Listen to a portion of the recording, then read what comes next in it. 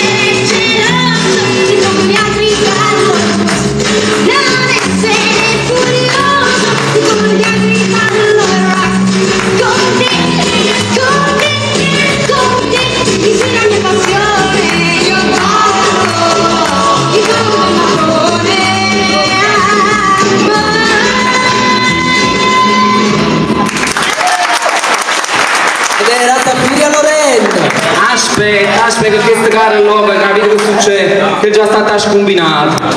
Al centro tesoro, buonasera! Buonasera a voi, grazie!